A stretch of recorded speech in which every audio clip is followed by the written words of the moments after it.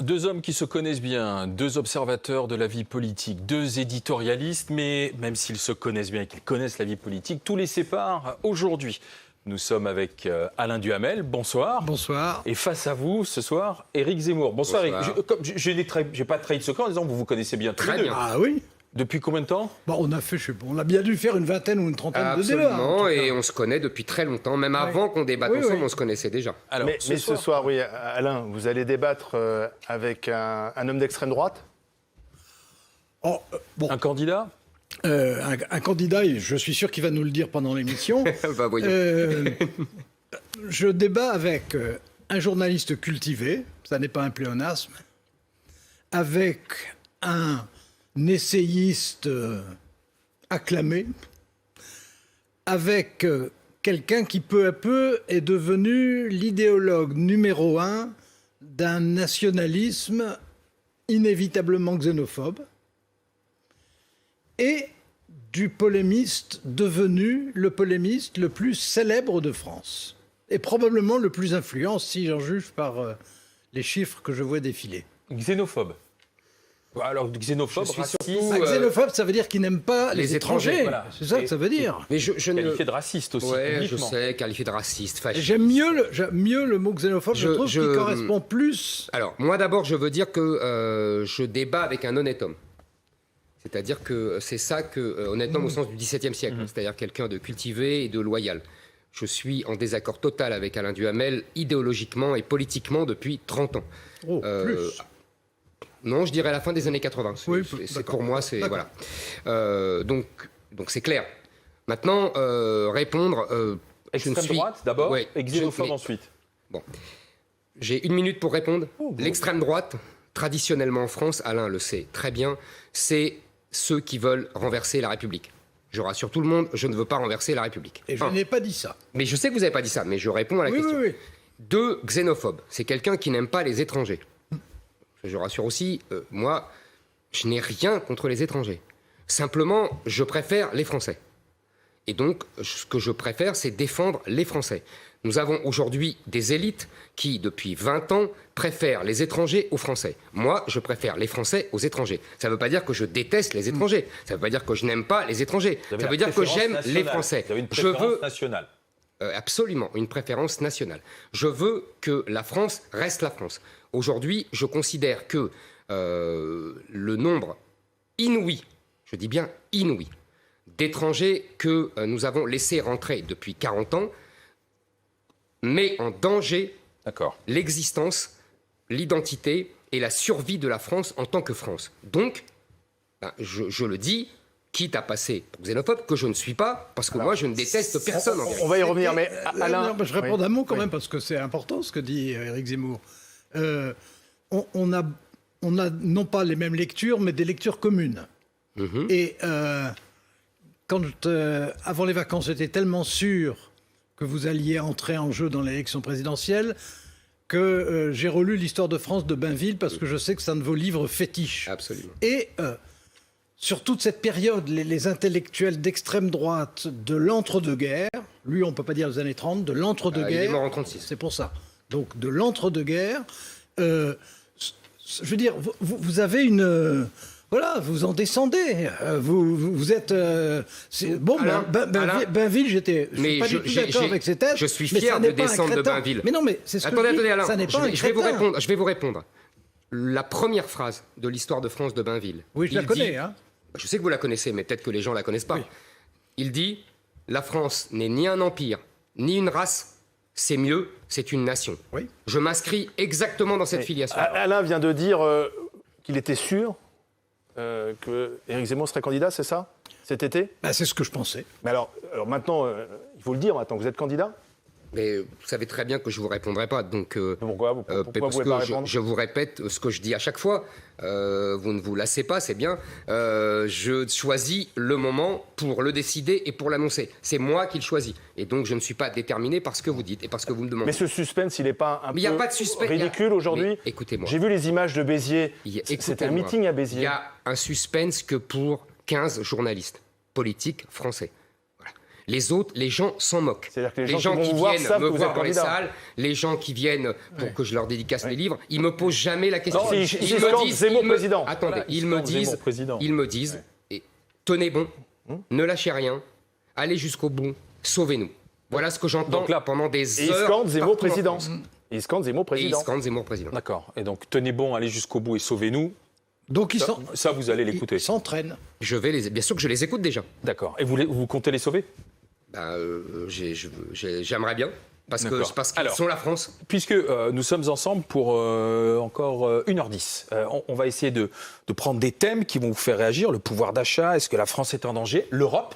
Voilà les trois thèmes majeurs de ces discussions. Mais on va commencer par des images d'actualité. Éric et Alain, pour voir comment vous les analysez. La première, c'est l'image d'Emmanuel Macron, le chef de l'État, qui commémorait la répression des Algériens de France. Et on se souvient, on a entendu ce qu'a dit le chef de l'État. Il a reconnu les crimes inexcusables de la République française ce 17 octobre 1961 à Paris. Alain Duhamel, des crimes inexcusables pour la République. Ce sont les termes choisis par Emmanuel Macron, les bons termes. Alors, en deux mots, d'abord, il y a deux catégories d'États, de pays, de nations.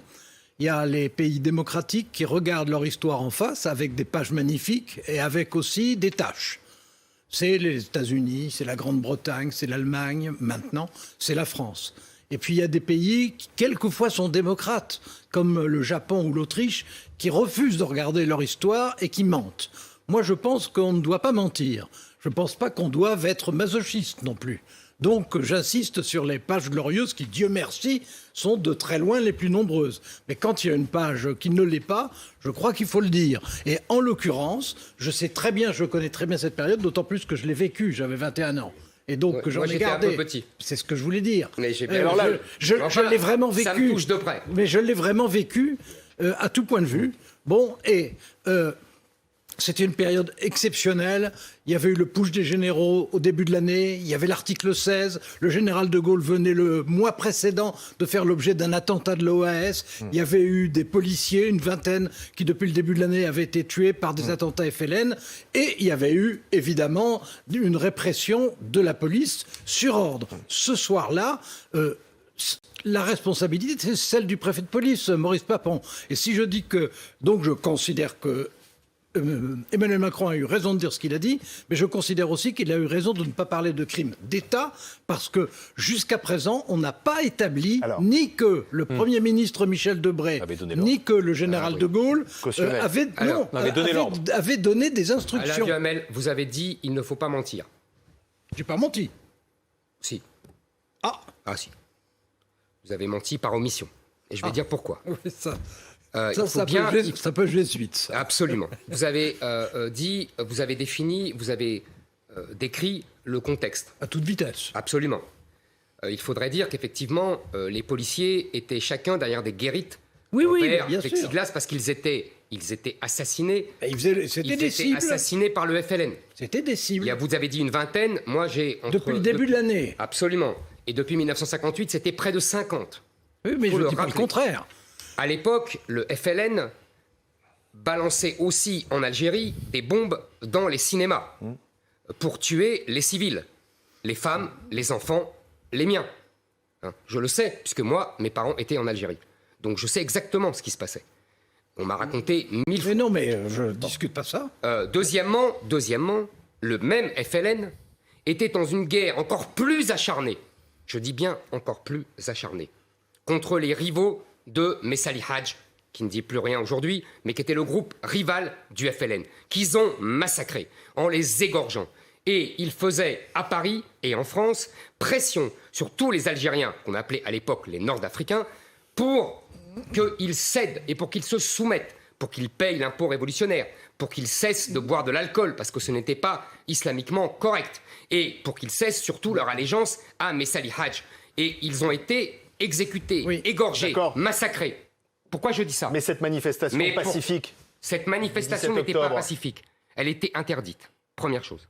Donc elles n'auraient pas dû avoir lieu. Enfin, ils ne sont pas arrivés avec des barres de fer ou des revolvers. Ils sont arrivés, ils n'auraient pas dû être là. Non mais d'accord, mais Deuxièmement, ils n'auraient pas dû être là. Non mais d'accord, mais Donc ils n'étaient pas le préfet armés. Papon avait ordre de ne pas les laisser passer. Mais pas de Ordre les de tuer. qui Mais pas de les tuer. Laissez-moi finir. Ordre de qui? Mais c'est d'une hypocrisie notoire tout ce qui vient d'être dit par Alain Duhamel et par Emmanuel Alors, Macron. ordre de qui? On accuse Papon pour ne pas accuser le général de Gaulle. Est-ce que vous pensez, Alain Duhamel, que le général de Gaulle aurait toléré une manifestation non autorisée par les gens du FLN? Jamais de la vie, alors qu'il était en train de négocier avec lui en position de force. Je peux répondre? Il faut être honnête, et Alain Duhamel, il faut dire que c'est non, le mais- général de Gaulle que Attention. vous accusez, Alors, réponse vous d'Alain et Emmanuel Duhamel. Macron. Et on passe à une autre image de l'actualité. Je reconnais que vous êtes sincère, mais je n'accepte pas que vous disiez que je ne suis pas honnête. D'autant plus que excusez-moi. Surtout que vous avez dit que c'était un honnête d'autant plus homme. d'autant plus que dans ce que j'ai dit, il n'y avait rien de faux. Et que je n'ai Oui, pas mais tout- j'ai dit et par je- omission. Et je n'ai pas tout dit, oui, mais à ce moment-là, c'est pas une heure qu'il nous faut, c'est un siècle. On les aura pas. En ce qui concerne cette période-là, qui était très dure, bon, Michel Debré poussait à la répression le plus énergique possible. Merci. D'aut- Il était Premier ministre accessoirement. D'autant plus, non mais il y poussait, d'autant plus que, et il n'avait pas en fait envie qu'on arrive à un Absolument. compromis, y compris à ce moment-là. Bon, et le général de Gaulle, disons pour employer les choses poliment, n'avait pas peur des morts quand il le fallait. Merci, Alain. Bon, mais ils n'ont pas donné d'instruction. Donc s'ils n'ont pas donné d'instruction, ça n'était pas un crime d'État. Papon n'a pas été sanctionné jusqu'en 60, il est resté mais non, mais préfet jusqu'en 68. En 67. 67. Ouais. Après, il est devenu ministre de Pompidou. Autre Comme quoi, image- il a été sanctionné. Autre image de l'actualité qui résonne et qui va peut-être s'amplifier au fil des semaines, à voir, c'est ce qui s'est passé ce week-end sur quelques ronds-points de France, le retour des Gilets jaunes. C'est le carburant qui pèse aujourd'hui sur le pouvoir d'achat. Des Gilets jaunes prêts à reprendre les ronds-points, parole de Gilets jaunes. Moi, j'ai 80 km par jour pour aller au travail. Je vous dis franchement, je suis étouffé. Le budget, il faut le resserrer. Les activités des enfants, il va falloir limiter à nouveau. C'est plus possible. J'ai envie de vivre, j'ai pas envie de survivre parce que je vois que tout augmente. Électricité, gaz. J'ai pas le choix de prendre ma voiture, je suis à 500 km semaine. On calcule pour le gaz, on calcule pour tout en fait. Moi j'attends qu'on aille vers plus de respect des gens, qu'on leur permette de vivre dignement. Éric Zemmour, ils ont raison de redescendre dans la rue, d'aller sur les ronds-points. Ils ont, moi je les comprends, ils ont tout à fait raison. Ils sont les victimes de 40 ans de politique suivie. Ils sont les victimes, de l'immigration de masse qui les a chassés des banlieues alors qu'ils auraient pu être près des métropoles, là où sont les flux économiques. Ils sont les victimes de la désindustrialisation. Du coup, ils n'ont pas de travail dans l'industrie où ils auraient pu progresser socialement. Et 3, ils sont les victimes de la folle politique énergétique de Emmanuel Macron et de la Commission européenne qui a baissé volontairement l'énergie nucléaire, qui a renoncé à l'énergie nucléaire dans les termes, puisque Mme Pompili a dit qu'il faut baisser 72% de l'énergie, de l'électricité par le nucléaire, c'est trop. On a donné des subventions énormes à l'éolien et au solaire, en oubliant une petite chose, qui est que ce sont des énergies intermittentes. Et que donc, quand il n'y a pas de vent, qu'est-ce qu'on fait? On va chercher le charbon ou le gaz. Donc, qu'est-ce qu'on fait? On achète du gaz. Ça a échappé, mais c'est comme ça. Et donc, quand il y a beaucoup de gens qui achètent du gaz, qu'est-ce que fait? Les prix montent, voyez? Et ce sont ces gens-là qui payent plus cher le prix pour des bêtises de Emmanuel Macron et de la Commission européenne. Parce que l'énergie nucléaire était la plus compétitive et on avait les prix les plus bas d'Europe. Elle est encore majoritaire en France. Et la mais- croissance... Évidemment qu'elle est majoritaire, mais on a fermé Fessenheim. Éric, On a- oui, bien sûr. Et la faudrait croissance répondre, parce mondiale. que il dit beaucoup de Alain- choses. Alain Duhamel. Et la Attendez. croissance mondiale qui pèse sur le Non, prix mais des carburants. c'est ce que j'allais dire. Ce qui provoque l'augmentation actuelle. Je ne parle pas sur les 40 ans ni les 20 ans. L'augmentation actuelle depuis plusieurs mois. C'est la Du croissance gaz, nouvelle après le Covid. C'est la reprise mondiale de la croissance. On aurait dû s'y attendre, C'est alors. mais je le sais Mécanique, bien. on est d'accord. Mais c'était mécanique. Ok, Évidemment, ok. c'était mécanique. Ok. Bon, par ailleurs, moi, je suis pour le nucléaire. Donc, On est d'accord là-dessus. mais je ne considère pas forcément que les éoliens, c'est la mort de tout, même si j'aime mieux les voir dans l'océan que sur la terre. Bon, je reprends sur la question qui nous était posée quand même, qui était sur Les gilets jaunes. est-ce qu'il faut redouter ou espérer, chacun comme il veut, le retour des gilets jaunes. C'est évident que dans une période de ce genre, où même si on a fait énormément pendant toute la durée du Covid, il y a toute une catégorie de gens qui ont des grandes difficultés, qui les ont avec le prix de l'énergie et qui les ont avec le prix de l'essence. C'est évident qu'il faut faire quelque chose tout de suite, c'est-à-dire pas faire quelque chose dans 3 semaines. Et ce que je comprends mal, c'est pourquoi les décisions n'ont pas été prises la semaine dernière, quand on a vu ce qui se passait. Alors vous allez me dire que techniquement c'est compliqué. Techniquement ça se joue entre est-ce qu'il faut un chèque ou est-ce qu'il faut... la baisse de La baisse de Alors la plutôt un fiscalité. chèque, semble-t-il, si on Non, en mais croit Bruno Le Maire. j'ai bien compris. Ou plutôt la baisse des taxes. La baisse des taxes avait un avantage, c'est que ça se faisait tout de suite. Le chèque, ça a un avantage, c'est que ça peut être ciblé sur les catégories les plus menacées, étant entendu que, encore faut-il arriver à les dénombrer sans attendre, parce que la question, c'est sans attendre. Alors maintenant, ce que C'est-à-dire, si on j'espère... attend, plus le risque Eh bien, d'avoir sûr. la colère grandir augmente aussi. Exactement, et je D'accord. pense que dans une période comme celle-ci, qui est très importante, qui est une période à la fois de reprise économique, mais de risques existants, y compris pour la santé, et qui est une période de campagne présidentielle, avec des candidats qui sont intéressants à suivre. Et bon, à ce moment-là, si pendant les 6 mois qu'il y avait, on se retrouvait dans une phase de conflit perpétuel sur les autoroutes et ailleurs, et avec un climat de ce genre, je pense que ce serait la pire des hypothèses pour prendre des décisions raisonnables. Chèque carburant ou baisse de la TVA, Éric Zemmour? Écoutez, je pense évidemment que ce sont des mesures de court terme qui sont indispensables, mais qui ne doivent pas occulter les mesures de long terme à prendre, Mais à court c'est-à-dire terme. la reprise du nucléaire, enfin bon, etc., etc. Qui n'a pas été diminué. À court terme, il a qu'est-ce qu'on été, fait? oui, mais ils ont fermé Fessenheim. Non, mais... Et on a d'accord, augmenté Absolument. la consommation d'électricité, on pousse les voitures électriques, etc., absolument. etc. Bon, bref, je ne vais pas vous refaire. Mais là, Non, mais à court terme, qu'est-ce À qu'on court fait? terme, moi, je Pour les serais plutôt Français. favorable à une baisse des taxes. Donc de l'argent en moins dans les caisses de l'État. Oui. Mais vous savez, au point où on en est, au point où Emmanuel Macron a jeté l'argent par les fenêtres pendant le Covid en distribuant... Personne ne s'en est plaint pendant le Covid. Personne ne hein. s'en est plaint, mais regardez maintenant les chiffres, on se rend compte je qu'on les a regarde distribué... tous les jours. On a distribué 2 fois plus Mais non, mais que c'est nécessaire. Donc c'est vraiment c'est une évi- gestion dispendieuse de l'État, mais ça ressemble à ce qu'a fait Emmanuel Macron depuis le début de son mandat. Ah bah justement. C'était sans alternative. Si on aurait pu Puisqu'on a- dépenser de façon plus calibrée. Non, mais enfin, Alain Duhamel. le fait de faire un soutien massif Ah oui, bien sûr, pendant bien le sûr, Covid. bien sûr. Alain Duhamel, Éric Zemmour, puisqu'on a amorcé la discussion sur le pouvoir d'achat des Français, et c'est bel et bien ce qui les concerne au quotidien, et c'est le drapeau de cette rentrée, le pouvoir d'achat, ça va être notre premier thème de discussion dans le Face à Duhamel, Éric Zemmour, et nous sommes en direct jusqu'à 19h. Et c'est un Face à Duhamel exceptionnel aujourd'hui que nous avons lancé il y a maintenant un quart d'heure et nous sommes en direct jusqu'à 19h face à Duhamel, à Alain Duhamel. Nous avons Éric Zemmour ce soir encore avec nous qui, on l'a bien compris, éditorialiste, essayiste. Pas encore candidat. Pas encore candidat, conteur d'histoire. Mais c'est l'actualité qui nous intéresse et le pouvoir d'achat qui est au centre, au cœur vraiment de cette rentrée politique. Est-ce qu'Éric Zemmour, si jamais il est candidat, pourrait être le président du pouvoir d'achat, Alain Duhamel? Alors ça, je n'en ai pas la moindre idée, parce que je ne connais pas, je connais très bien ses idées historiques, je connais très bien ses idées géopolitiques, je ne connais absolument pas ses idées économiques. J'ai un vague sentiment de ce que ça peut être, mais si vous me demandez quelles sont les 10 premières mesures qu'Éric Zemmour, président, voudrait prendre dans le domaine économique, je vous répondrai que je serais très intéressé. Pourtant, qu'il c'est la les explique préoccupation numéro 1 lui-même. des Français, le pouvoir d'achat. Oui, non, mais bon, d'abord, de toute façon, pendant les présidentielles, quel que soit le pouvoir d'achat, ça revient toujours au premier plan. C'est d'ailleurs normal. Hein.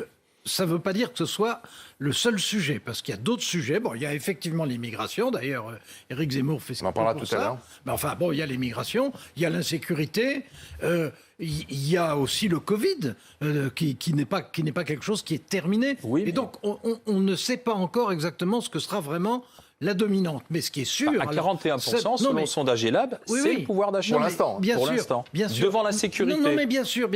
Mais de toute façon, au milieu de ces incertitudes, il y a une certitude, c'est que le pouvoir d'achat, de toute manière, est un enjeu essentiel dans une campagne. Éric Zemmour, ça vous intéresse, le pouvoir d'achat des Français? Parce que vous en parlez assez peu. Et pourquoi ça m'intéresserait pas? vous en Tout parlez m'intéresse, assez peu. et le sort des gens m'intéresse, le sort des Français m'intéresse. Je sais très bien que y a beaucoup de gens qui ont du mal à finir leur fin de mois. Vous savez, moi, je suis pas né. On vous entend pas sur cette Je suis pas né. Mais d'abord, je vais vous dire, on ne m'entend pas aussi sur d'autres thèmes, tout simplement. Et j'ai fait la réflexion l'autre jour. J'étais à Nîmes et Béziers avec les journalistes. Je leur dis, quand je parle d'immigration, on dit: ah ben voilà, il reprend ses marottes. Et quand je ne parle pas d'immigration, que je parle d'éducation, que je parle de travail, comme j'ai fait à Lille, d'éducation comme j'ai fait ce week-end, alors là, on parle de rien. Et alors d'économie? Alors, et d'économie, mais évidemment que ça m'intéresse, j'ai toujours aimé l'économie, en plus ça me passionne. Et je voudrais simplement, pourquoi vous avez cette impression? Parce que nous avons vécu, et Alain Duhamel était le grand prêtre de cette période, la période pendant 40 ans où l'économie était reine. Je dirais même l'économisme. Or, je pense que nous sommes sortis de cette période qui était une période marquée par la paix. Aujourd'hui, nous sommes de nouveau dans des temps tragiques. Et donc, je pense que la question majeure, c'est l'identité et le destin de la France. Et c'est pour ça que vous croyez que l'économie ne m'intéresse pas. C'est parce que j'ai dit et j'ai répété qu'il fallait sortir de cet économisme et qu'il fallait Pourquoi comprendre dites-vous que le sort... grand prêtre? Parce qu'il y avait une doxa, une doctrine qui a Alain imposé Duhamel, le thème du libéralisme. Alain et de Duhamel a une l'économisme. caractéristique, non, c'est pas le libéralisme. D'accord. Alain Duhamel a une caractéristique, c'est qu'il est à la fois intervieweur et grand prêtre de la doxa idéologique. Donc en général, il interviewe et il amène ses intervieweurs sur sa doxa idéologique. C'est-à-dire que c'est chacun son de nous grand deux, talent. chacun de nous deux a son idéologie. Ah mais absolument, mais ça je suis d'accord. Donc je répète, donc évidemment l'économie m'intéresse et le pouvoir d'achat, si vous voulez, ce que je ne veux pas, c'est rentrer dans la rivalité des mesurettes démagogiques telles que le font Xavier Bertrand, Marine Le Pen et la gauche. Promettre une augmentation du SMIC, c'est démagogique? C'est démagogique. Si on ne n'explique pas qu'il faut... Le problème français, c'est l'appauvrissement de sa population, et l'appauvrissement est lié à ce qu'on ne produit pas assez, qu'on a désindustrialisé, on a la production, l'industrie représentait 24% de la richesse nationale en 1980, et aujourd'hui c'est entre 12 et 14%, alors que les Allemands et les Italiens restent au-dessus de 20%. Nous, on est comme Ça, les c'est une Anglais. première chose. Deuxième chose, si vous voulez, on a une population active qui n'est pas assez active, si j'ose dire. C'est-à-dire que les jeunes rentrent trop tard dans la vie active, les gens plus de 55 ans sortent trop. Et ça, si La vous France voulez... ne travaille pas assez? C'est ce La que France, dit Emmanuel Macron. globalement, c'est pas chacun d'entre nous, évidemment, mais globalement, la France ne travaille pas assez, n'a pas assez Donc vous d'activité. êtes d'accord avec Emmanuel Macron là? Mais Emmanuel Macron n'a rien fait pour ça. Ne me dites pas, vous êtes d'accord avec Emmanuel Macron. Emmanuel Macron n'a strictement rien fait. faites le Il n'a même rien constat, fait. c'est ce qu'il dit. Il n'a rien. Mais de toute façon, c'est ça, Emmanuel Macron. Il dit quelque chose et il ne fait jamais ce qu'il dit. Ou il fait le contraire. Ou alors, il explique qu'il faut faire en même temps les deux choses. Donc je finis, Alain. Je finis. Donc, je pense que il faut produire plus, réindustrialiser, travailler plus pour gagner plus, comme disait Nicolas Sarkozy. C'était un très bon slogan. Vous voyez, donc il y a beaucoup de choses. Et en plus, il faut simplement, comment vous dire, aider davantage l'industrie française à se relocaliser. Comment? Pourquoi on a délocalisé? Parce qu'il y a trop de protection sociale, il y a trop de charges sociales. Pourquoi il y a trop de charges sociales? Je vous donne les chiffres, hein, c'est facile. 30% du PIB pour la protection sociale, 56% pour la dépense publique, 47% pour les prélèvements obligatoires. Vous voyez, on peut aller très loin comme ça. On est champion du monde en tout. Mais ça finance aussi les hôpitaux, ça finance les infirmières. Mais bien sûr, vous avez raison, mais ça finance Et les aussi le retraites. monde entier. Je vous laisse la parole, Alain. Oui, Et ça mais finance ça- aussi... ça finance... Non, mais attendez, parce que... tout, hein, Mais maintenant. si, le Alain, raisonnement... je vous promets- Non, mais parce que... je vous promets. Alors, l'économie a besoin de raisonnement un peu long. Bon, voilà. Parce que vous ne connaissiez pas d'entendre le le grand prêtre programme de économique, vous l'avez Donc, maintenant. donc, Non, attendez. je connais ses sentiments. Je finis. Donc, pour réduire la charge de la protection sociale sur les entreprises, sans écorner le modèle social français, il faut s'en prendre à la part qui est non contributif, à la part qui finance la solidarité nationale et qui va aux étrangers. Ça représente des sommes énormes, à peu près 20 milliards ou 30 milliards par an. Il faut enlever les allocations familiales, les allocations logement, le RSA à la population étrangère. Bon, Alain alors, Duhamel. déjà, Grand prêtre de l'économisme. alors, déjà sur Le grand prêtre de l'idéologie dominante. dominante, je ne sais pas. déjà sur le, il faut tout couper pour les étrangers. C'est vrai que Non contributif, j'ai dit, Alain. non, voilà. Parce que quand ils cotisent, Non. ils ont le droit, alors on est d'accord. Alors c'est vrai qu'il y a aussi beaucoup d'étrangers, heureusement d'ailleurs, qui eux cotisent. Bah, évidemment. Et qui, compte tenu de la structure des âges des immigrés, par-dessus le marché, vont cotiser en télé. Non, parce que je les connais. Je vous répondrai après. Ils considéreraient que mes 30 secondes équivalent. Alors je ne dis rien, je vous répondrai après, pardonnez-moi. Bon. Vous victimisez pas, là, allez-y. En revanche, je pense qu'il est tout à fait possible, sans être démagogue, de mettre en avant un certain nombre de mesures qu'on pourrait appliquer après l'élection présidentielle. Rien, par exemple, on peut très bien se donner comme objectif qu'il n'y ait pas de retraite inférieure à 1 000 euros, mais pas inférieure à 1 000 euros brut, mais pas inférieure à 1 000 euros net. Bon, ce qui serait, pour la catégorie qui est la plus précaire de toutes, quelque chose de nécessaire. De même, on sait très bien qu'il y a des professions pour lesquelles une revalorisation est non seulement promise, mais équitable. Les agriculteurs. On peut penser aux agriculteurs, pour qu'il y ait eu quelques mesures de prise, mais pas assez. On peut penser au personnel de santé, à commencer, en fait, en réalité, l'ensemble du personnel de santé, parce que même les grands patrons sont payés de façon scandaleusement médiocre. Bon, donc, à eux, de même qu'on s'y est engagé, mais on y va à tout petit pas et on pourrait accélérer le pas en ce qui concerne les enseignants, surtout si on veut avoir un niveau d'enseignant qui, de nouveau, s'améliore au lieu de se dégrader comme ça a été le cas pas depuis 5 ans, mais comme ça a été le cas depuis 30 ans. D'ailleurs, ça se voit par l'absence de candidats pour enseigner et par le niveau de notes auquel on accepte des candidats, par exemple au CAPES.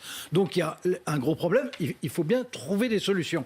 Et puis pour le reste, moi je ne crois pas aux relèvements généraux et massifs. Mais par exemple, il y a des branches qui manquent de personnel.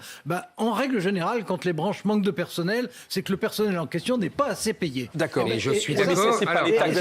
Je voudrais simplement, Alain Duhamel, mais je sais que ça n'est pas les Ce sont les entreprises qui augmentent les salaires.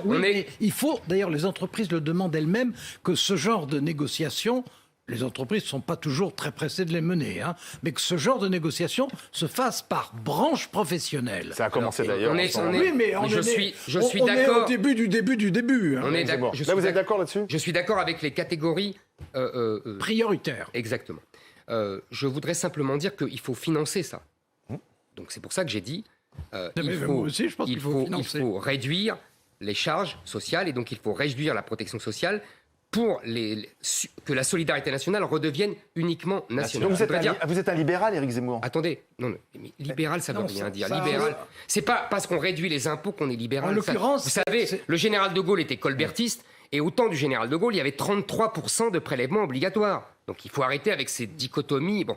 Deuxièmement, on peut le financer autrement aussi. J'ai dit, si le fait de redevenir, que la protection nationale, que la solidarité nationale redevienne nationale, ça va permettre des économies entre 20 et 30 milliards selon les chiffres. On peut aussi, avec la retraite, accroître la durée de travail jusqu'à 64 ans. Et là, ça nous fait encore des économies de 20 à 30 milliards. Je vous ai entendu dire 67 ans. Non, j'ai dit, mais non. Alors, précisez votre pensée. C'est le Front National qui reprend ça pour me faire passer pour un méchant. C'est de bonne guerre.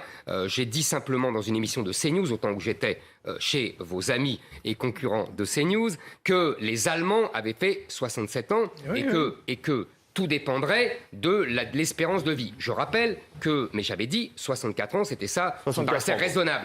Emmanuel Macron n'a rien fait, contrairement à François Fillon, à Édouard Balladur, et même à Jean-Pierre Raffarin, et même à Jean-Marc Ayrault. Et même à François Hollande. Et c'est ce que je dis, Jean-Marc Ayrault. Il n'a rien fait. Il y a eu 2 ans de Covid aussi. Mais alors ça ne doit pas empêcher de réformer.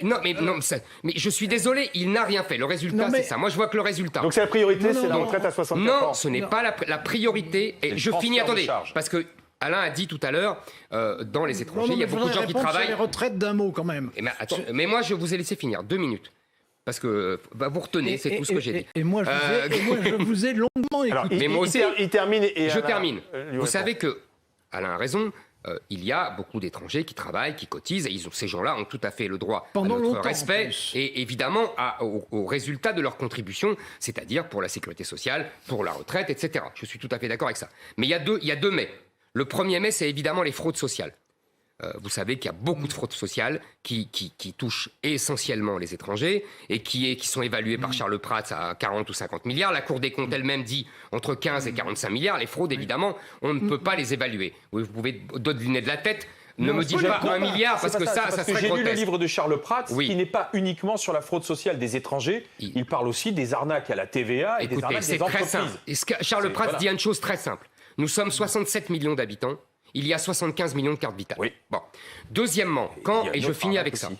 quand Alain Duhamel donc, dit cela, il oublie quelque chose d'important, me semble-t-il. Il y a 8% de chômeurs en France. Moyenne. Oui. Chez les étrangers, Et il y a ça- 14%. Un peu moins en ce moment. Il y a 13%, Non, je n'ai pas compris. 14% parmi la population étrangère de chômeurs. Ah, parmi la population étrangère en France. Absolument. Oui, d'accord. Deuxièmement, il y a 13,8% d'inactifs, chômeurs plus inactifs, dans la population française en moyenne. Chez les étrangers extra-européens, ce chiffre monte à 40%. Donc vous voyez bien qu'il y a un vrai problème. Nous sommes passés d'une immigration de travail dans les années 60-70 à aujourd'hui une immigration sans travail. Nous devons cesser cette immigration sans travail. Elle nous coûte très cher. Nous devons renvoyer ces gens chez eux. Et ce qui Alors, redonnera là- du pouvoir d'achat. là- c'est ce qu'on alors- a dit. Et là, dernière oui, chose, oui. la vieille attendez, règle alors. marxiste, absolument. L'immigration pèse sur les salaires et donc réduire l'immigration, ça permet d'augmenter les salaires. C'est ce qu'on voit au Royaume-Uni en ce moment. Alain Duhamel. Bon, alors, il y a en tout cas deux choses. Il y a ce qui concerne l'immigration et il y a ce qui concerne les fraudes. Sur certains points, ça se C'est lié. recoupe. Sur certains points et pas sur tous les points. Non, il y a des arnaques aussi à la taxe carbone, par exemple. mais C'est pas, bah oui. C'est pas la charge, c'est la TVA. ça. Non, mais Moi, je vous parle de fraude sociale. Non, alors. mais je sais bien. mais Pardonnez-moi, je veux je parle dire, pas je veux de- dire, il y a des fraudes dans beaucoup de domaines, Oui. et il y en a beaucoup trop. Bon, sur les fraudes, tous les gouvernements successifs essayent de les combattre du Non, mieux qu'ils peuvent, c'est pas avec vrai. des résultats insuffisants. C'est pas vrai. Non, mais je crois que c'est moi qui parlais. Pardon. Bon, avec des résultats évidemment insuffisants. Il y a des choses à faire. Je veux dire, par exemple, en ce qui concerne les cartes vitales, on peut parfaitement imaginer, il y a un certain nombre de techniques Biométrique. biométriques qui permettraient à ce moment-là d'éviter justement ce genre de fraude. Que le gouvernement a refusé, Alain. Que le gouvernement a refusé. Que le gouvernement a refusé pour des Le raisons gouvernement que- d'Édouard Philippe a refusé. Oui, non, mais Attendez, qu'Alain finisse. ne m'apprenez pas ce que je sais. Ah, pardon. Bon, et si je dis qu'il faudrait le faire, c'est parce que je sais que ça n'a pas été fait. Mais vous le dites pas. Autrement, Vous ne dites pas que le gouvernement Non, l'a mais- refusé. Pas qu'il ne l'a pas fait, qu'il a refusé. je ne Moi, je sais vois que ça pas, vous je ne- embête, mais je c'est ne la vois- je ne vois pas pourquoi je l'aurais dit, puisque j'essayais de poursuivre mon raisonnement, ce qui avec vous n'est pas toujours évident. Oh. Non. Bon, alors, je reprends. En ce qui concerne les fraudes, il est possible, il y a des réponses. Bon, de même que en ce qui concerne le contrôle policier, par exemple, avec la biométrie, là aussi, on pourrait arriver à obtenir de bien meilleurs résultats que ce qu'on obtient. Donc, il y a ce domaine-là qui est soluble. Bon, pour le reste, en ce qui concerne, alors ça c'est une conviction personnelle, vous n'êtes pas du tout obligé, d'ailleurs si vous n'êtes pas d'accord, vous le direz. Mais pour le reste, si on veut vraiment créer de l'emploi, et sous ce quinquennat-là, le taux de chômage aura baissé quand même. C'est quand même pas inintéressant. On est d'accord, Ça, c'est factuel. Il a mais non, baissé. mais bien sûr, il a baissé. Il a baissé, il est remonté à un moment, Ah, d'accord. et il rebaisse. Il n'a jamais été aussi bas depuis 2008. Il ne faut pas dire que, je veux dire, tout n'est pas blanc et noir. Je ne suis pas en train de vous dire que tout ce qui a été fait me convient, parce que ça n'est pas la réalité.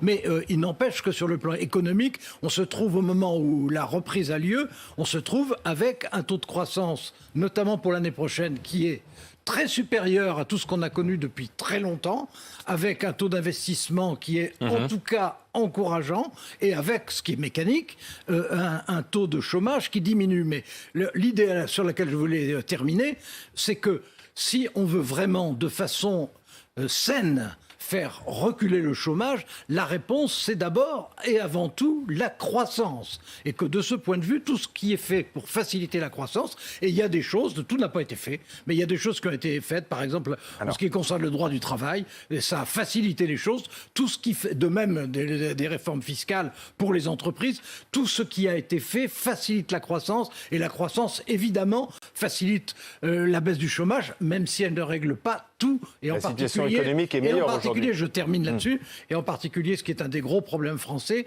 la question du chômage pour ceux... Et du chômage de long, masse est long. Pour ceux qui, malheureusement, Alors. n'ont pas soit de compétences professionnelles Formation. suffisantes, soit appartiennent à des professions qui sont en train de décliner et n'ont pas la nouvelle formation qu'il leur faudrait. Alors, et réponse ça, on le courte sait bien. sur ça, réponse très courte. Alors, je vais essayer de répondre de façon rapide.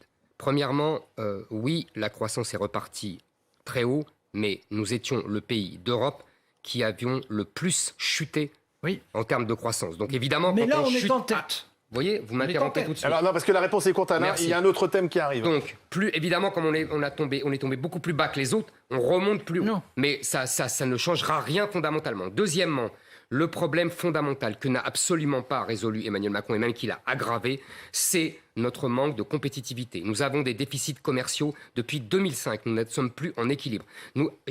Jadis, les services compensaient.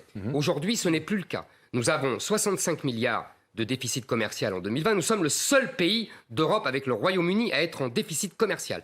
Nous avons une déficit de la balance des paiements depuis des années. Le résultat, c'est que nous avons une position nette extérieure. La position nette extérieure, c'est la différence entre ce qu'on possède et ce qu'on est possédé, si j'ose dire, par les étrangers. Écoutez-moi bien, de moins 695 milliards d'euros. Ça veut dire 30% de notre PIB. Pour vous donner une comparaison, les Allemands, eux, ont une position nette extérieure positive de 2700 milliards. Parce qu'ils sont sur un Donc, positionnement industriel qui se vend, alors que nous, on ne le fait plus, hormis le luxe. Mon cher ami, en 1980, le revenu par habitant des Français était supérieur au revenu allemand et supérieur au revenu américain. Aujourd'hui, il est inférieur de 15% du revenu par habitant des Allemands et 40% du revenu par habitant des Américains. C'est ça le résultat de la gestion par nos élites brillantes, Depuis quand adoubées par Alain Duhamel. Alain depuis Duhamel 40 n'est pas ans. responsable de ça, non? Si, il est responsable de ça. Non. Bon, on a un nouveau thème à vous attends, proposer, après celui du pouvoir d'achat, mon cher Alain Duhamel. Il faudrait quand même répondre. Non, parce que s'il y a essaie une d'avancer. réponse, là on avance. Parce Oui, qu'après, mais- il y aura une réponse à la réponse, et croyez-moi, on est là jusqu'à plus d'heures. Je vais dire une seule chose. Dans ce que vient de dire Éric Zemmour, il y a beaucoup de choses qui sont vraies. Il reconnaît au passage que c'est le résultat de 40 ans, mais ça n'est pas une satisfaction. Bah, non. Du tout. Mais, si vous êtes d'accord. Ce n'est pas une satisfaction, Allez, ce n'est pas mais une justement- explication, mais que quand la France emprunte, les taux auxquels elle peut emprunter prouvent en tout cas qu'on est considéré On lui fait encore confiance. comme une nation. Mais non, c'est Eh, parce mais qu'il y a si. beaucoup d'argent. Mais non, mais non. l'Italie a quasiment le même taux que nous. Non, ça, vous savez- Quasiment. Vous savez très bien que dès que les Italiens Ça y est, commencent, c'est relancé, on dès avait que dit les non. Italiens commencent, mais ce qui n'est pas le cas avec Draghi qui est excellent. ben alors, mais on avec va s'en ça a été danger. le cas Mais avec justement, ses vous êtes- prédécesseurs. on Bon, va un peu pas plus épiloguer. vite. Alain Duhamel, Allez, Éric Zemmour, d'accord. mais justement, Ok. vous nous amenez à notre nouveau thème de discussion, mais qui concerne la France. Est-ce que la France, en tant que nation, aujourd'hui, est en danger? Là, vous êtes en train de dire qu'elle est même en danger industriel, en danger en tant que puissance économique, mais est-ce qu'il y a aussi un autre danger qui menace aujourd'hui le pays, peut-être un danger qui Quoi, vient de l'intérieur? d'identité. D'identité. Je réponds ou c'est Alain? C'est moi. Éric Zemmour. C'est Il y a- toujours il y a- lui qui répond le premier. Ah, mais vous pouvez y aller, Alain, moi ça me gêne pas. Hein. Alors allez, Alain. Alors, allez-y. Alain. Comme vous veniez d'avoir la parole, c'est pour ça. C'était Bon, Alain Du- Moi ça me gêne, c'est comme vous voulez. Allez. Vous avez raison, je distingue deux choses.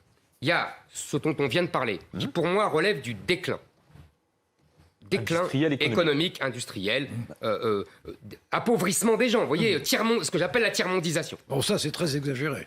Tiers-mondisation. Je vous assure que allez voir Mais non, mais- des millions de gens, ils sont Non, mais tiers-mondisés. tiers-mondisation, Mais bon, ça veut dire quelque chose. c'est mon expression. Voilà. Bon, d'accord. Ça veut dire un appauvrissement. Ah, j'aime mieux ça. Un appauvrissement global, ça veut dire une tiers-mondisation. On passe Non, dans la non, deuxième non, division. non, C'est non. ça que ça veut dire. Bah voilà. Donc, et il y a autre chose, c'est la survie. Vous voyez, le déclin et la survie de la France en tant que nation, en tant que France. C'est deux choses, vous voyez, qui se recoupent parfois, etc.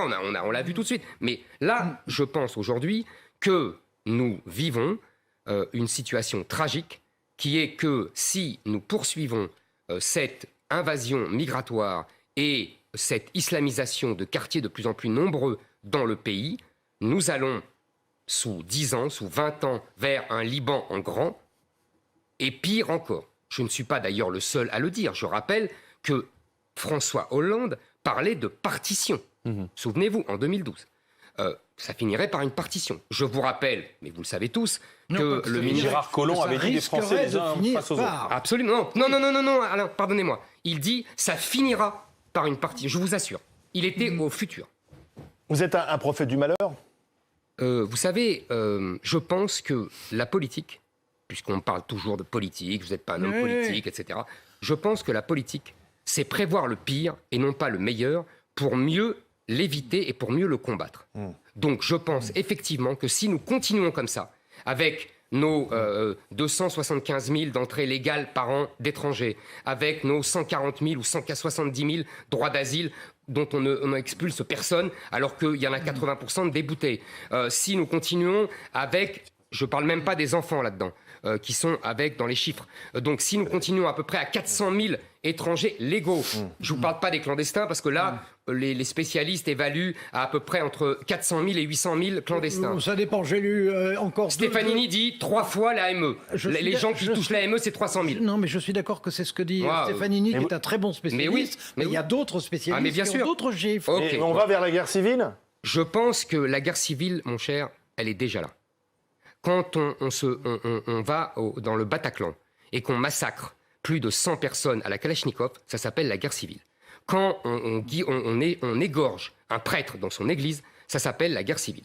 Quand on égorge un professeur et que sa tête roule sur la chaussée, ça s'appelle une guerre civile. Frédéric Salabarou, l'ancien secrétaire général de l'Élysée sous le temps de Jacques Chirac, dit que c'est vous qui provoquez la guerre civile avec ses propos. Eh ben voyons. Mais ça, vous savez, c'est toutes les élites qui disent ça. Mais c'est facile. Vous savez, on a cité Bainville tout à l'heure. On a cité Bainville. Vous êtes en Attendez, mais je vais répondre. Alors qu'Alain Duhamel manière de aussi vous répondre. On a cité Bainville tout à l'heure. Bainville disait déjà à l'époque, vous savez, en 1920, je fais très vite. En 1920, il écrit un livre, Alain le connaît, qui s'appelle Les conséquences politiques de la paix, dans lequel il annonce tout ce qui va passer dans les années 30, alors que Hitler est encore un peintre du dimanche, uniquement en se basant sur les limites et les insuffisances du traité de Versailles. On lui dit exactement la même chose. Vous êtes un oiseau de malheur, vous êtes un prophète de malheur. Et il dit, les républicains, puisque ont l'habitude de prendre celui qui annonce les catastrophes pour celui qui les provoque. Il aura eu raison, il aura été prophète de malheur. J'espère simplement que je n'aurai pas le même succès, si j'ose dire. Et c'est pour ça, justement, que je m'élève et que j'appelle les Français, parce que je leur dis, faites attention, on y va, on y est déjà. Donc arrêtons. Moi, je n'égorge personne, vous savez. Je n'égorge personne, pour répondre à M. Salabarou. Et c'est M. Salabarou, quand il était à l'Élysée, qu'est-ce qu'il a fait? Il n'a rien fait pour arrêter les flux migratoires. Il n'a rien fait pour essayer d'assimiler les gens qui venaient. Il n'a rien fait du tout, M. Salabarou. Il a écrit avec M. Chirac des grands discours à l'aune du multiculturalisme et de la repentance. C'est ça qu'il a fait, M. Salabarou. Alors, vraiment, c'est lui et les autres qui ont préparé la guerre civile que nous avons aujourd'hui. Est-on en situation de guerre civile, là? Alors, évidemment, non. Attendez. Dans ce que dit Éric Zemmour, il y a évidemment des choses qui sont vraies. S'il s'agit de dire qu'il y a des... Non, mais c'est moi qui parle. S'il s'agit de dire qu'il y a des quartiers dans lesquels on ne peut même pas pénétrer sans risque physique immédiat. La police. Alors, la police. Non, mais nous aussi. Évidemment, nous aussi. Donc, ça existe évidemment. S'il s'agit de dire qu'il y a un danger terroriste permanent, évidemment, ça existe. Et personne ne peut d'ailleurs imaginer qu'ils disparaissent brusquement parce qu'il y a des causes françaises, il y a des causes qui sont liées à notre histoire, notamment en Afrique du Nord, mais il y a des causes qui sont mondiales aussi. Je veux dire qu'on trouve des phénomènes de terrorisme, de violence et de menaces. On en trouve aussi dans toute une partie de l'Asie, par exemple, de façon extraordinairement violente. Donc, s'il s'agit de dire, oui, on est dans une période dans laquelle il y a des risques. Oui, on est dans une période dans laquelle il y a des quartiers entiers qui, aujourd'hui, ne sont pas traités comme ça doit l'être dans une république comme la nôtre. Ça me paraît une évidence, et donc comme ça me paraît vrai, je ne le discute pas du tout. De là à dire, on est au bord de la guerre civile, de là à dire, ce qui se passe relève de la guerre civile, je pense que Éric Zemmour est assez cultivé pour savoir que, et d'ailleurs je n'en doute pas, que les mots ont un sens précis. Et que parler de guerre civile, il n'est d'ailleurs pas le seul à le faire, hein, mais parler de guerre civile, la guerre civile, c'est justement la période... C'est jouer avec le feu Non, mais attendez, d'abord, c'est justement, on a le point de comparaison, c'est justement ce dont on était vraiment menacé en 1961. Là, on était vraiment menacé. D'abord, on était menacé d'un débarquement d'une partie de l'armée, qui avait commencé d'ailleurs. Bon, d'autre part, on était menacé par l'OAS, d'autre part, on était menacé par le FLN. On était vraiment physiquement et politiquement au bord de la guerre civile.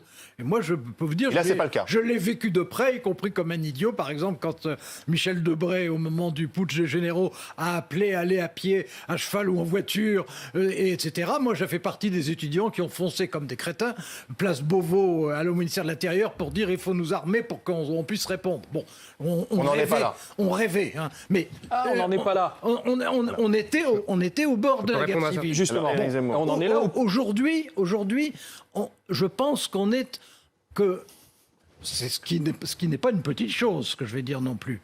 Mais on est en péril de division de la nation. Et que dans ces conditions... Et Éric Zemmour est un diviseur ?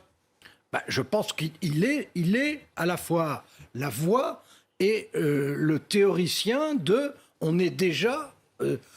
à l'extrême limite de la guerre civile. Bon, et moi je pense qu'on est dans une période très difficile, qu'on est dans une période de risque, mais que d'une part, la France a encore une culture... D'accord. Non, mais attendez. Alors, si quelqu'un comme Éric Zemmour... Non, mais si je peux pas terminer... Oui, mais c'est parce que je veux prolonger... Parce que lui a terminé le sien. Oui, bien sûr. Alors j'aimerais bien que ça soit à égalité. Pardon, terminé. Que Éric Zemmour termine son répond. raisonnement, Vous avez termine raison. le mien, d'autant plus qu'il arrivait vers sa fin.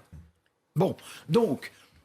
On est dans une période où il y a un risque important sur l'unité nationale, c'est réel.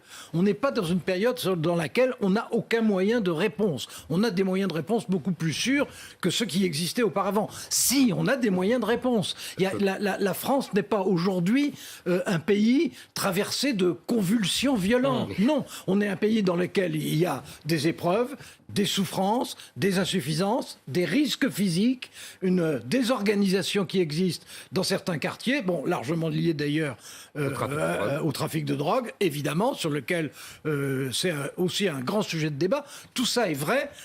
Et en plus, il y a des questions qui se posent à propos de ça. Pourquoi est-ce que les Français, par exemple, depuis un bon moment, utilisent plus de drogue que dans d'autres pays autour de nous? Pourquoi ? Ça, c'est pas parce qu'il y a des trafiquants, c'est parce qu'il y a une demande. Pourquoi est-ce que c'est la même chose? Les libéraux vous diraient l'offre crée la demande. Pour toute une série de médicaments. Même chose. Donc, donc moi, je suis tout à fait d'accord pour dire qu'il y a une fragilité française. Alors, fragilité, mais pas la guerre civile. Il y a un risque français, vous savez, il y a une exposition française, mais il y a des réponses françaises et il ne faut pas jouer avec les mots. On n'en est pas du tout au bord de la guerre.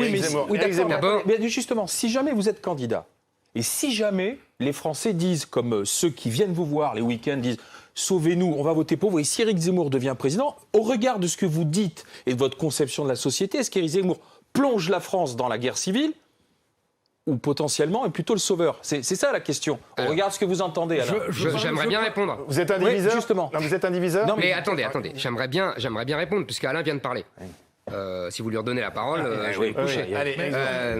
Non, mais j'ai rien dit, c'est pas vous, c'est pas vous. C'est pas vous. Je pense que, si vous voulez, il faut bien comprendre ce que nous vivons. Quand on parle de guerre civile, moi je pourrais parler de guerre de religion, je pourrais parler de guerre de civilisation. Parce que c'est tout cela à la fois. Quand Alain parle des troubles en Asie, il a raison, il pourrait dire en Afrique aussi. Et à chaque fois, comme l'a très bien expliqué Huntington, c'est l'islam qui est en cause. On a une guerre de religion et de civilisation partout dans le monde. Voilà, ça c'est une première chose. Deuxièmement, elle se vit avec une particulière intensité en France parce que nous avons tout simplement la communauté musulmane la plus importante d'Europe. Troisièmement, nous avons aujourd'hui des quartiers où c'est pas qu'on ne peut pas rentrer, c'est où l'on n'est plus en France. C'est-à-dire qu'on ne vit plus en France. On vit sous un système juridico-politique et même économique, puisque c'est le trafic de drogue qui est l'adjuvant économique, qui n'est plus la France. Et il y en a des dizaines et des dizaines recensées par l'État et qui ne fait rien. Voilà, ou pas grand-chose en vérité, qui ne fait pas grand-chose. C'est de l'agitation médiatique que fait Darmanin. C'est tout ce qu'il fait, il le sait très bien d'ailleurs. Dire qu'il ne fait rien, je veux continuer. équitable. Vous avez des chiffres terribles. Vous avez vu l'analyse de France Stratégie il y a quelques mois. Vous avez vu qu'il y a dans les quartiers des banlieues parisiennes et autres grandes métropoles, nous sommes arrivés en fait à la fin du grand remplacement. Il y a 80% de jeunes entre 0 et 18 ans qui sont issus de l'immigration extra-européenne. 80%, 85%. C'était le mot de Jean-Pierre Chevènement. À Saint-Denis, il y a 185 nations et nationalités. Il n'en manque qu'une seule, la française. Donc c'est dans des dizaines et des dizaines de villes. Et deuxièmement, dans les villes qui étaient épargnées par cette immigration, la Bretagne, la région, Limoges. Je dis ça parce que l'analyse de France Stratégie cite ces villes. Là, il y a 20% d'immigrés extra-européens. Donc ça s'étend. Donc il y a effectivement un phénomène de grand remplacement qui est en cours et qui provoque tous les troubles que nous connaissons. Vous savez, Alain Duhamel, on me dit toujours que je ne fais pas attention aux gens, etc., que je ne parle que de la France. C'est pas vous qui le dites. Hein. Bon. Mais je voulais dire qu'il faut bien comprendre que ce n'est pas seulement le destin de la France qui est en jeu, mais la vie des Français. C'est-à-dire qu'aujourd'hui, dans les quartiers, une jeune femme ne peut pas sortir en robe. Elle se fait insulter, voire tabasser. Aujourd'hui, on peut mourir, un jeune homme peut mourir pour une cigarette refusée ou pour un regard qui n'a pas plu. C'est ça le quotidien de toute une génération, celle de nos enfants et de nos petits-enfants. C'est ça la France que nous allons laisser à nos enfants et nos petits-enfants. Ce thème du grand remplacement, qu'est-ce que vous en pensez, Alain ? Non, mais qui ait un flux migratoire important, ça serait idiot de dire le contraire. Bon, qu'on ait pris certaines mesures, oui. Qu'on en ait pris assez, non. Moi, ma réponse, c'est de toute façon, il faudra, au plan européen, d'une part, un contrôle des frontières européennes qui, pour l'instant, est insuffisant. Je dis bien pour l'instant, faute de moyens et faute de décisions. Il a levé les yeux aussi à Éric Zemmour lorsque vous parlez d'Europe. Attendez, je voudrais lui répondre quand même. Bon, donc il faudrait prendre cette décision-là au plan européen.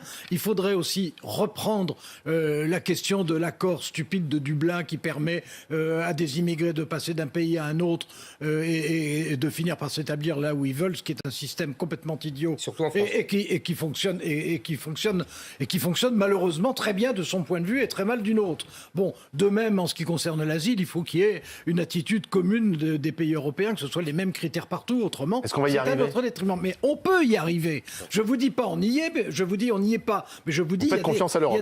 Mais je fais pas confiance. Je fais pas confiance ni à l'Europe, ni à la France, ni à personne. Je fais confiance aux décisions susceptibles d'être prises si on en a, un, la volonté, et deux, si il y a les moyens de convaincre nos partenaires. Donc, il y a des moyens qui existent. Par ailleurs, et c'est surtout à ça que je voulais dire, parce que ça, ce que je viens de dire, je veux dire, c'est presque du bon sens. Mais par ailleurs, l'idée selon laquelle il y aurait uniquement aujourd'hui une France totalement traumatisée, une France menacée de partout, une France encerclée, une France envahie, une France non pas fragilisée, mais sur le point de se décomposer, de n'être plus elle-même, alors ça, c'est une thèse que je ne partage, mais alors, absolument pas. On est aussi le pays, d'abord, on est un des pays qui a la plus belle histoire du monde et qui a une identité qui continue, une identité culturelle qui continue à exister, même si ça ne plaît pas à tout le monde et même si c'est quelquefois mal utilisé,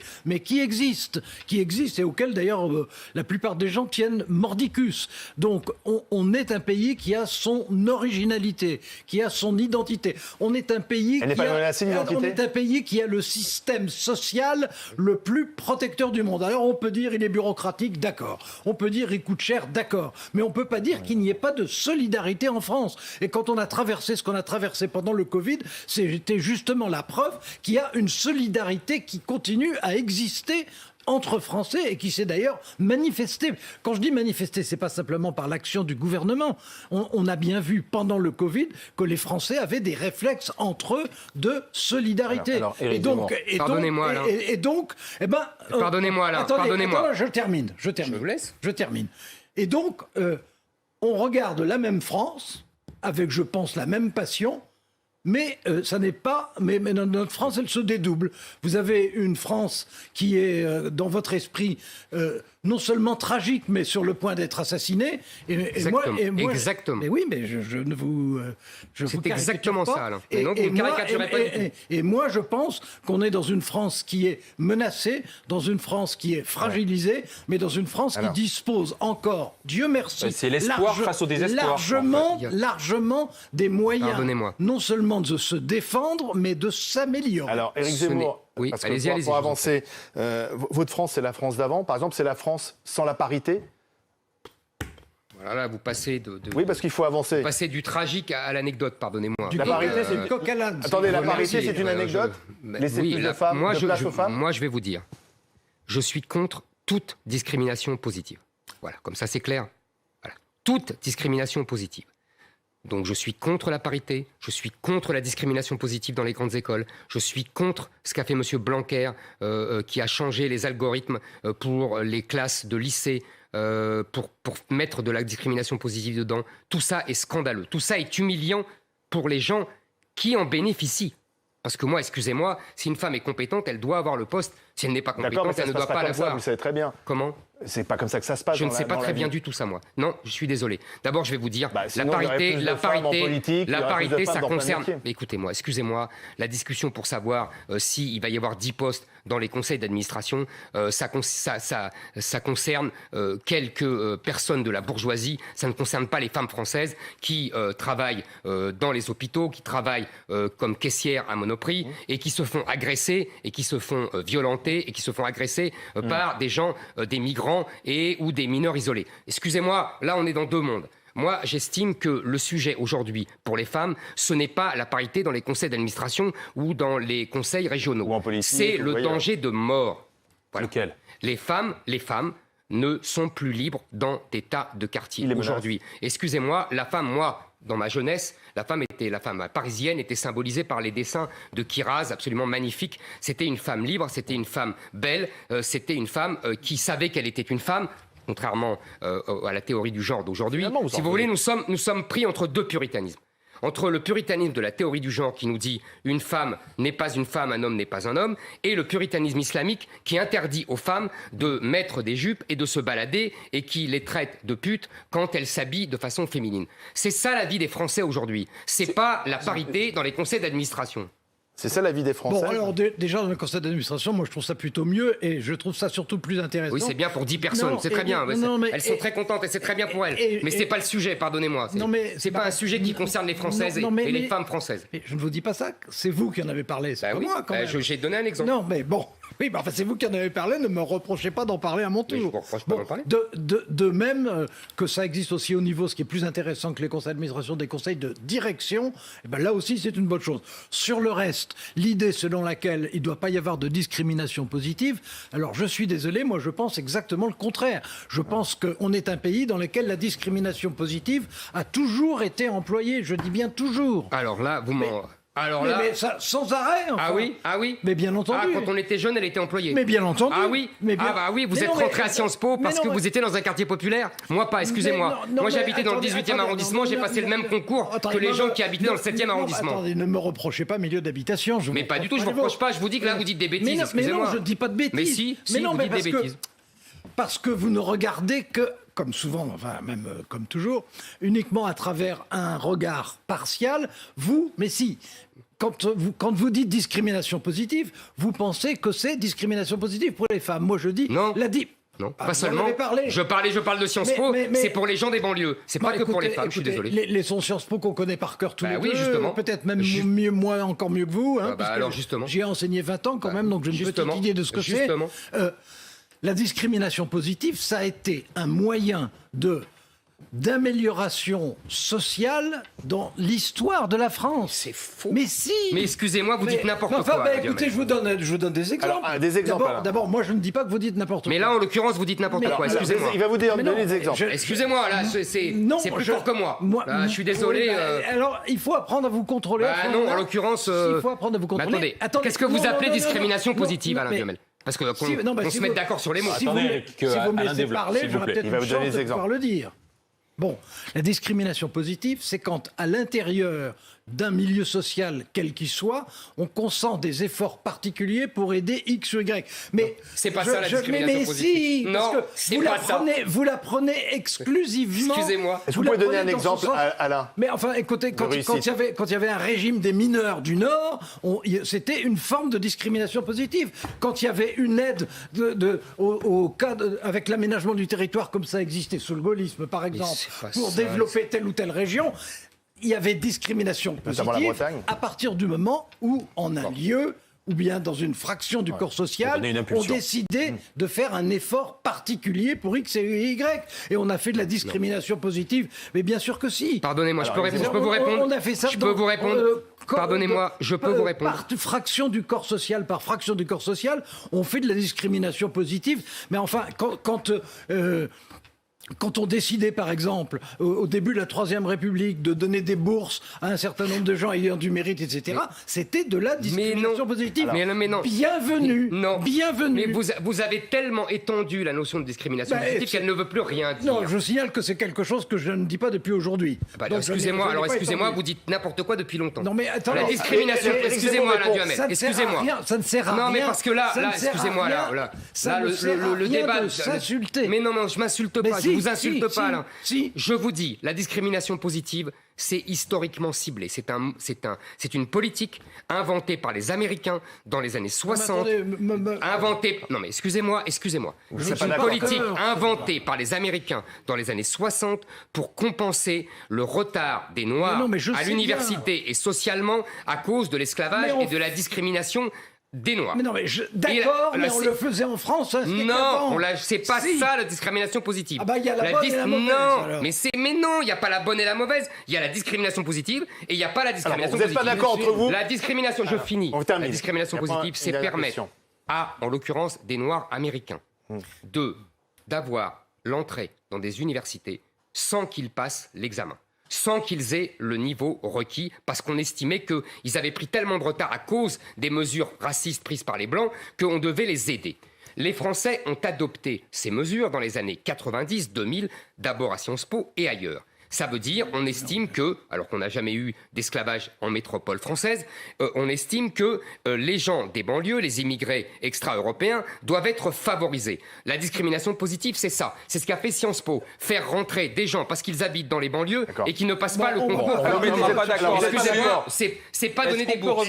Parce que les gens qui avaient des bourses, ils passaient les mêmes examens que les autres. Vous n'êtes pas d'accord. Et on n'est pas d'accord. Il y a la vraie définition. D'accord, mais vous n'êtes pas d'accord. C'est deux désaccords. Non, on ne fait pas des définitions. Attendez, vous savez pas ce que je veux dire. Du moment que c'est ce que dit Éric Zemmour, c'est qu'il a raison. C'est évident. C'est pas la peine. Revenons sur une des déclarations du week-end qui vient de vous, Éric Zemmour, s'il vous plaît, de façon à ce que vous la précisiez. Vous dites aujourd'hui il faut enlever certains pouvoirs au contre-pouvoir. La justice, médias notamment. Il ne faut plus de contre-pouvoir. Minorité, vous avez oublié. Et minorité. Et le contre-pouvoir, c'est la démocratie pourtant. S'il n'y a plus de contre-pouvoir, ça devient la tyrannie. Si vous faites les réponses et les questions, ça ne va pas être facile. Je peux répondre, Alain? Et Alain allez-y. Et on a 3 minutes. Je compte sur votre métier de radio et de journaliste pour faire le même temps. La démocratie, c'est le pouvoir du peuple, par le peuple, pour le peuple. C'est ça la démocratie. C'est la souveraineté populaire. Au XIXe siècle, Tocqueville a expliqué de façon brillante qu'il y avait un risque de dictature de la majorité. Donc, il a expliqué, il a prévu, il a dit, voilà, il faut des contre-pouvoirs, reprenant la tradition anglo-saxonne, Montesquieu, etc. Mais c'est plus... Ce que dit Tocqueville est vraiment ce qu'on a fait. C'est pour ça que je me permets de mettre le focus sur Tocqueville. Et Tocqueville dit, voilà, il faut des contre-pouvoirs qui seront les juges, qui seront la décentralisation, il n'appelle pas ça comme ça, mais les collectivités locales, les associations, ce qu'on appelle aujourd'hui les minorités, voilà, etc. On peut ajouter les médias, mais lui, à l'époque, il n'avait que les journaux. Ça, effectivement, ça a été bienvenu. Ça a été bienvenu, je le redis. C'est-à-dire qu'il fallait des contre-pouvoirs à un risque de majorité tyrannique. Mais, il y a un mais. C'est que depuis les années 80, la démocratie française a été dévoyée.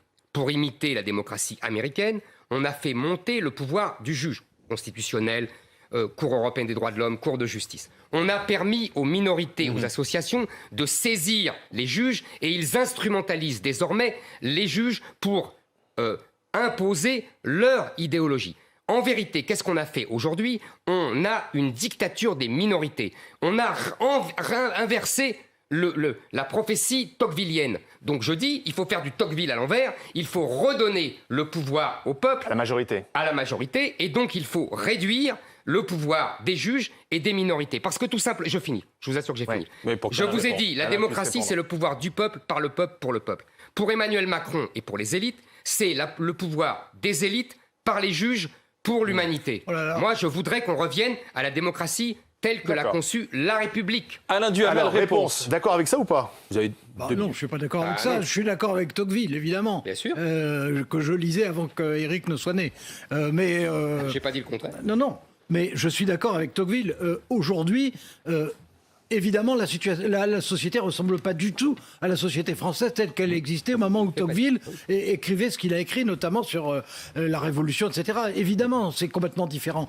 Évidemment, il y a, comme dans toute société, des évolutions avec des risques. Et par exemple, en ce qui concerne la judiciarisation de la politique, incontestablement, là, il y a une évolution qui est un danger. En tout cas, je considère comme un danger. Et donc je le dis. Bon, mais il y a d'autres... Vous considérez que c'est un danger, Attendez.